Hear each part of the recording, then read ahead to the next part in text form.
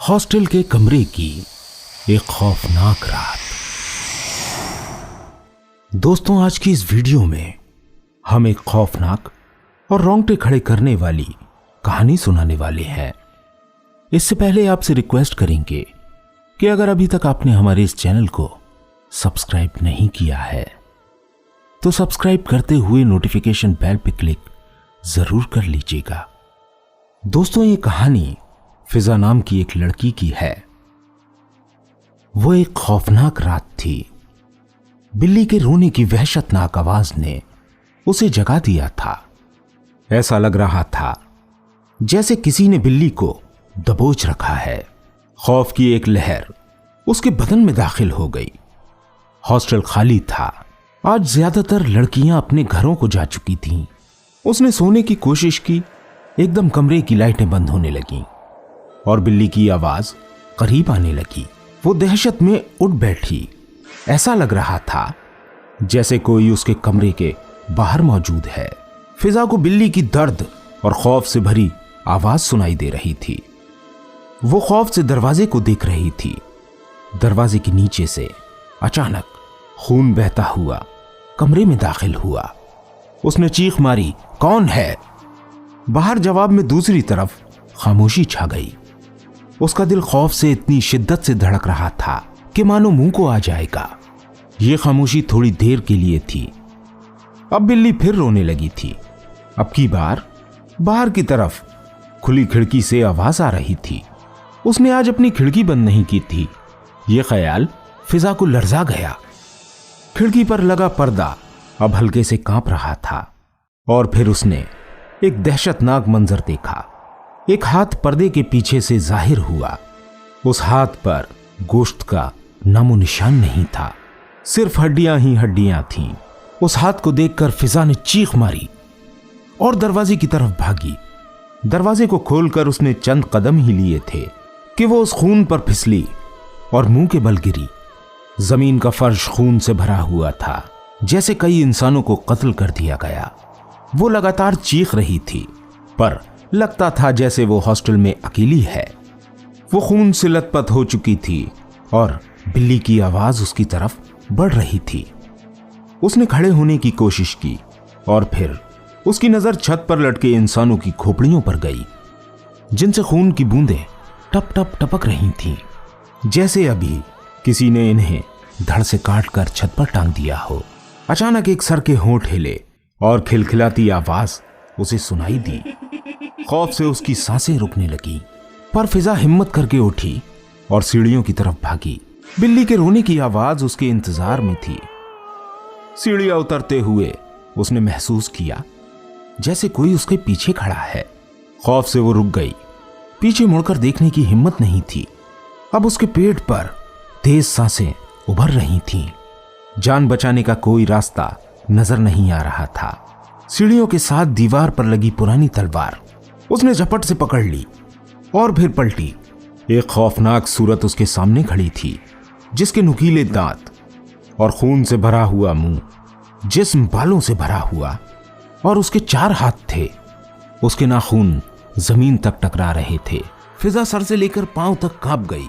मेरे करीब मत आना। उसने तलवार सीधी की और अचानक उस खतरनाक चेहरे की तरफ बढ़ी। उसने तलवार का एक जोरदार वार उस खौफनाक चीज के पेट पर कर दिया। उसका पेट फट गया और उसके अंदर से तरह तरह की चीजें बाहर आने लगी। वो उस चीज से मुंह फेर कर भागने लगी, लेकिन जो चीजें उसके पेट से निकली थीं, वो कुछ चीजें तो फिजा के पीछे भाग रही थीं और कुछ चीजें उस शय के पेट के अंदर दाखिल होने लगी। वो खौफनाक चीज फिजा को आवाज लगाने लगी और इधर फिजा भी आवाज लगा रही थी, कोई है मदद करने वाला जो मेरी मदद करे। वो जोर से चिल्लाई, पर जवाब में एक हंसने की आवाज सुनाई दी। सब मारे जा चुके हैं, अब तेरा नंबर है, तू भी इसी तरह मारी जाएगी। अब हमें तेरा खून पीना है। अचानक फिजा को एक खामोशी महसूस हुई और वो दीवार से टेक लगाकर खड़ी हो गई। अचानक हॉल की दीवारों से अजीब सी आवाजें आने लगीं। उसने पीछे मुड़कर देखा तो उन दीवारों पर अजीब सी शक्लें उभर आई थीं। फिजा फिर से बाहर की तरफ भागने लगी, पर रास्ते पर ही रुक गई। क्योंकि वहां पर एक हथनी जैसी सूरत की एक लड़की खड़ी थी। वो जोर जोर से रोने लगी और चीखने लगी कि मुझे बचाओ, कोई है मुझे बचाने वाला। उसने वार्डन को भी आवाज दी, मगर जवाब में सिवाय हंसी के उसके पास कुछ लौट कर नहीं आया। उसने जोर से एक छलांग मारी और अपनी लाइब्रेरी की तरफ भागने लगी। वो जैसे ही लाइब्रेरी में दाखिल हुई, अचानक सारी किताबें धड़ धड़ करके उसके ऊपर गिरने लगीं। वो उन किताबों में दब चुकी थी। फिजा का बुरा हाल हो रहा था, मानो कि उसका दम घुटे जा रहा हो। कुछ कोशिश और मेहनत करने के बाद वो उस किताबों के ढेर में से निकल पाई।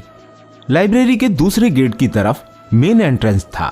फिजा चाहती थी कि वहां तक पहुंच जाए और अपने हॉस्टल से बाहर निकल जाए, लेकिन जैसे ही उसने भागना शुरू किया, पीछे से 2 हाथों ने उसकी टांगों को पकड़ा और जोर से खींचा। वो अचानक गिरी और उसका मुंह जमीन पर लगा। उसके माथे से खून निकलने लगा था। खून से उसका पूरा माथा भर चुका था। अब फिजा बेहोशी की तरफ जाने लगी थी, लेकिन बेहोश होने से पहले उसे चमगादड़ों की सरसराहट और वही हंसी की आवाजें आ रही थीं। थोड़ी देर इसी तरह बेहोशी की हालत में फिजा पड़ी रही। अचानक उसे किसी ने आवाज दी और जोर से बुलाया, फिजा, फिजा। उसने अपनी आंखें मसलते हुए अपनी आंखें खोल दी। वो समरीन के चेहरे को टकटकी बांधकर देख रही थी। समरीन उसकी रूममेट थी जो अपने घर गई थी और अब वापस आ गई थी। उसने फिजा को उठाया। फिजा ने अपने आप को देखा तो वो अपने बेड पर ही मौजूद थी। वो जोर से समरीन को गले लगाकर रोने लगी। समरीन भी घबरा गई। उसने पूछा, फिजा क्या हुआ? समरीन कुछ समझ पाती इससे पहले उसने फिजा के माथे पर वो चोट का निशान देखा और जोर से बोली, फिजा क्या हुआ? तू कहां गई थी? तेरे चेहरे पर यह चोट कहां से आ गई? अब फिजा समझ चुकी थी कि उसके साथ कुछ गलत हुआ है। अब फिजा के दिल में दहशत और बढ़ गई थी, क्योंकि एक लम्हा पहले फिजा ये समझ रही थी कि उसने कोई खौफनाक ख्वाब देखा है। लेकिन जब उसने अपने माथे की चोट देखी तो वो परेशान हो गई और फिजा कभी भी इस बात को न समझ पाई कि उसके साथ आखिर उस रात को क्या हुआ था। अब वो कभी भी हॉस्टल में अकेली नहीं रहती। हॉस्टल से कुछ ही दूरी पर उसके अंकल का घर है। जब भी हॉस्टल से लड़कियां अपने घर जाती हैं तो फिजा अपने अंकल के घर चली जाती है और ना वो उस लाइब्रेरी में कभी जाती है। दोस्तों, फिजा के साथ क्या हुआ था, आपको क्या लगता है? हमें कमेंट्स करके जरूर बताइएगा। मिलते हैं आपसे फिर किसी खौफनाक वीडियो के साथ।